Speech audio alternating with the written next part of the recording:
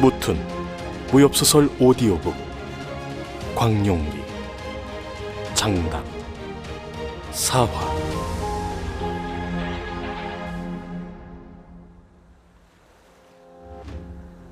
꾸. 배 옆에서 정다운 목소리가 들리자 이무환은 밝은 표정을 지으며 고개를 돌렸다. 상아, 비야, 이제 그만 가라니까 왜 또 왔어? 등에 흰 줄이 쳐진 돌고래 2마리가 배와 나란히 헤엄치고 있다. 15년을 같이 지내온 친구 녀석들. 꾸. 녀석들도 자신이 떠난다는 것을 아는 듯했다. 걱정 마, 곧 돌아올 테니까 장대하고 잘 지내고 있어. 장대는 사자탄의 소용돌이 밑에 사는 늙은 바다뱀의 이름이었다. 자신이 장대를 처음 알았을 때 그 녀석은 상아와 비아하고 그리 친하게 지내지 않았었다. 친하기는커녕 매일 싸우다시피 했었다. 그 이유를 안 것은 15살이 되었을 때였다. 장대는 사자탄 밑에 바다 동굴에서 자라는 신비한 과실을 지키고 있었는데 상아와 비아가 그것을 욕심내고 바다 동굴로 들어가려 했기 때문이다. 그 사실을 알게 된 것은 우연이었다. 15이 되던 그해, 지진으로 사자탄 위의 절벽이 무너진 것을 보고 혹시나 하는 마음에 바다 밑으로 들어가 보았다. 그런데 장대가 바위에 깔려 있는 것이 아닌가. 자신은 상아, 비아와 함께 바위에 깔린 장대를 구해주었다. 그러자 장대는 자신과 상아와 비아가 바다 동굴로 들어가는 것을 더는 막지 않았다. 다쳐서라기보다 포기한 듯했다. 아니면 고마워하는 마음에 그냥 놔두었던지. 안으로 들어가자 생각 외로 바다 동굴 안의 바닷물은 상당히 뜨거웠다. 더 들어가면 몸이 익지 않을까 걱정이 될 정도였다. 하지만 그곳까지 들어간 것이 아쉬워서 더 안으로 들어가 보았다. 그렇게 숨이 막힐 때까지 앞도 보이지 않는 미로를 친구들의 도움을 받아 들어가자 어느 순간 뜨거운 물이 용솟음치는 동굴이 나타났다. 그곳은 비룡도의 중앙에 3장 정도 높이로 뚫린 공동이었는데 가운데에 있는 붉은 산호처럼 보이는 나무에서 불꽃보다 더 붉은 과실이 자라고 있었다. 동굴에 박힌 12개의 구슬 때문인지 영롱한 열매의 빛은 너무 황홀해서 눈이 부실 정도였다. 동굴에서 자라고 있던 과실, 만년 해령실은 모두 7알. 그중 4알을 자신이 얻고 바위에 눌려 몸을 다친 장대와 상아와 비아에게 사이좋게 하나씩 주었다. 사실 아버지에게도 하나를 주려고 했었다. 그런데 딴지 얼마 되지도 않았는데 녹으려고 해서 어쩔 수 없이 자신이 모두 먹어버리고 말았다. 그리고 그 일에 대해서 입을 다물기로 했다. 말해봐야 없는 것을 다시 구해다 줄 수도 없는 일이었으니까. 덕분에 내공이 급작스럽게 늘기 시작해서 감추느라 혼났었지. 만년 해령실의 이름을 알게 된 것은 그곳에 남은 글을 보고 나서였다. 그곳에는 천노광자가 절벽에 남긴 무공의 마지막 구결도 있었는데 만년 해령실의 인연이 닿지 않으면 어차피 마지막 구결이 소용없기에 그리 안배한 듯했다. 원망하는 마음 때문에 아버지에게는 그곳의 구결을 알려주지 않았지. 결국은 잘한 일이었지만 1년가량이 지나서야 알았다. 그 구결을 아버지가 알았다면 주화인마에 빠졌을지도 모른다는 사실을. 그것도 모르고 아버지는 내가 뭘 숨긴다고만 생각하고 있으니. 이무환이 잠시 그때의 일을 회상하고 있을 때다. 꾸. 상아가 길게 소리를 내지르고는 물속으로 들어갔다. 하지만 그것도 잠시. 촤! 상아와 비아가 동시에 바다를 가르며 튀어올랐다. 마치 잘 가라는 인사를 하는 듯했다. 꾸꾸꾸꾸! 이무환도 입을 오므리고 소리를 내지르며 손을 흔들었다. 첨벙. 물장구를 치며 떨어져 내린 상아와 비아가 배를 한 바퀴 돌더니 속도를 늦추었다. 이무환은 그제야 고개를 돌려 점으로 변해버린 정안도를 바라보았다.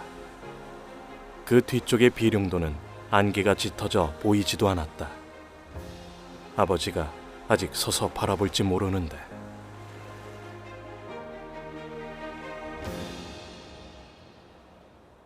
배가 상산포구에 도착한 것은 석양이 지기 직전이었다.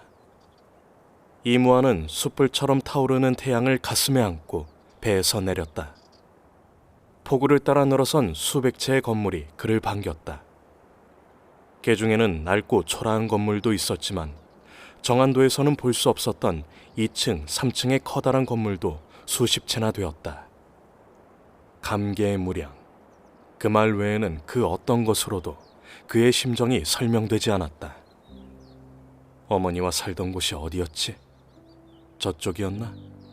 아니면 저쪽? 알 수가 없었다. 하긴 3살 때 떠났는데 저 수많은 집 중 어딘지 어떻게 안단 말인가.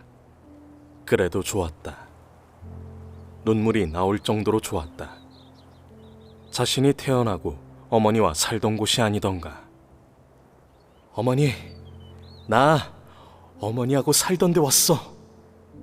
떠나올 때는 귀찮았는데, 오기와 헤어지는 것이 싫었는데 막상 발을 딛고 나니 가슴이 뛰었다. 이무환은 뛰는 가슴을 진정시키려 힘껏 숨을 들이켰다. 진한 바다 냄새에 육지의 흙 냄새가 섞여 맡아졌다.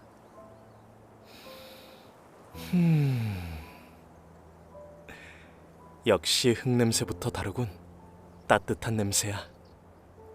그때였다. 10살 정도 되는 꼬맹이 하나가 다가오더니 이무환의 위아래를 잽싸게 훑어보고 넌지시 말을 건넸다. 혹시 객전을 찾아가려는 것이 아닙니까? 값싸고 음식 맛있고 아늑하니 편안한 곳을 제가 알고 있습니다만. 마치 한번 훑어본 것으로 너의 모든 사정을 다 알아버렸다는 듯한 눈빛이었다. 객전? 아버지 말로는 먹고 자는 문제를 해결하는 곳이라 했다. 물론 정안도에도 가끔 들르는 상선의 뱃사람들이 머물다 가는 곳이 있다. 하지만 그곳과 육지의 객전은 많이 다르다고 들었다. 인심도 그렇고 거래 방식도 그렇고. 곧 어두워질 테니 길을 떠나기에도 어정쩡한 시간. 이무환은 꼬맹이의 눈빛이 가소로웠지만 순순히 고개를 끄덕였다.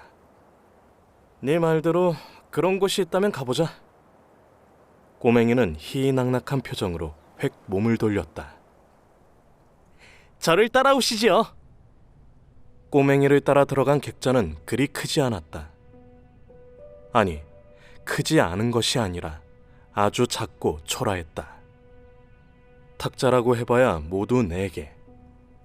건물도 작아서 잠잘 곳이나 있을지 걱정이 될 정도였다. 다행이라면 이무환이 육지의 객전이란 곳을 처음 와봤다는 것이었다. 통나무 집에서 아버지와 둘만 살았던 그에게는 작은 객전이 불편하고 못마땅할 것도 없었다. 이무환은 사방을 둘러보고 어깨를 으쓱 축혀 올렸다. 꼬맹이 말대로 값은 쌀지도 모르겠군. 그때 꼬맹이가 주방 쪽으로 가더니 큰 소리로 외쳤다. 어머니! 손님 모시고 왔어요! 곧이어 30가량의 여인이 주방에서 고개를 내밀더니 앞치마에 손을 닦고 주방에서 나왔다. 어서 오세요, 손님. 드르륵.